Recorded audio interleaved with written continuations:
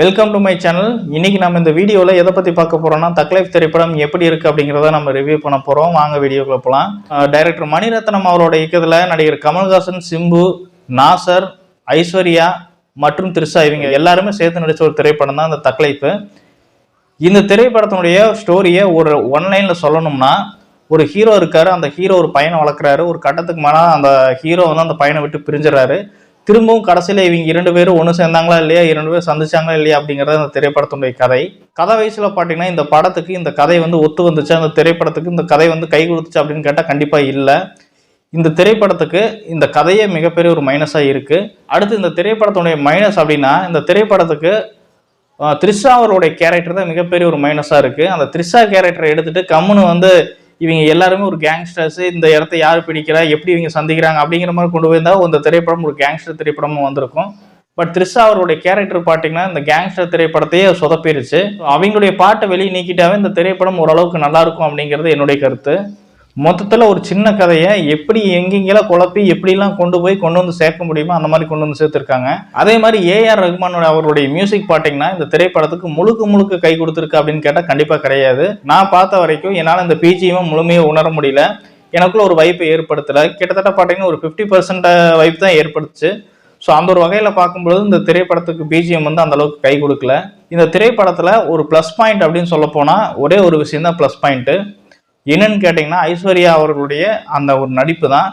So அந்த ஒரு நடிப்பு பார்க்கும்பொழுது ரொம்ப எமோஷனலாக கனெக்ட் ஆச்சு. அது மட்டும்தான் ஆடியன்ஸோட எமோஷனலாக கனெக்ட் ஆகிருந்தது. நான் பார்த்த வரைக்கும் இந்த திரைப்படத்தில் இந்த ஒரு சீன் மட்டும்தான் உருப்படியான ஒரு சீன் அப்படிங்கிற மாதிரி தான் எனக்கு தோணுச்சு. ஆக்டிங் வைஸில் பார்க்கும்பொழுது கமல்ஹாசன், சிம்பு, த்ரிஷா, நாசர், ஐஸ்வர்யா இவங்க எல்லாருமே அவங்களோட போர்ஷனை கரெக்டாக பண்ணியிருக்காங்க. அதில் வந்து குறை சொல்ல முடியாது. குறிப்பாக ஐஸ்வர்யா, நான் முன்னாடியே சொன்ன மாதிரி நடிகை ஐஸ்வர்யா அவர்கள் தன்னுடைய போர்ஷனை ரொம்ப சிறப்பாக பண்ணியிருக்காங்க. ஸோ அது அந்த திரைப்படத்துக்கு மிகப்பெரிய ஒரு ப்ளஸ் பாயிண்ட்டாக அமைஞ்சிருக்குது. நான் இந்த திரைப்படத்தை பார்க்கும்பொழுது இந்த திரைப்படத்தினுடைய முதல் டீசரை பார்த்துட்டு தான் நான் ஹைப்போட உள்ளே போனேன். ஏன்னா அந்த டீசரை பார்க்கும்போது கமல் சார் ஒரு புதிய கெட்டப்பில் இருந்தார். அதை புதுவிதமான ஒரு திரைப்படத்தை வந்து ட்ரை பண்ணியிருக்காங்க. ஸோ கண்டிப்பாக பார்க்கலாம் அப்படிங்கிற ஒரு ஹைப் ஏற்படுத்துச்சு. ஆனால் தக் லைஃப் திரைப்படத்தை நான் உள்ளே போய் தேட்டரில் பார்க்கும்பொழுது எனக்கு முற்றிலுமே ஒரு ஏமாற்றமாக தான் இருந்துச்சு. ஏன்னா நான் எதிர்பார்த்த மாதிரி இந்த திரைப்படம் வரல. அது மட்டும் இல்லை, இந்த திரைப்படத்தினுடைய அடுத்தடுத்த காட்சிகள்லாம் எப்படி அமைக்கப்பட்டிருக்குதுன்னா, நம்ம வந்து ஈஸியாக அதை ப்ரொடெக்ட் பண்ண முடியும். ஸோ அடுத்து இதான் நடக்கும் அப்படின்னு நம்ம மனசில் நினச்சோமோ அதுதான் நடக்கும்.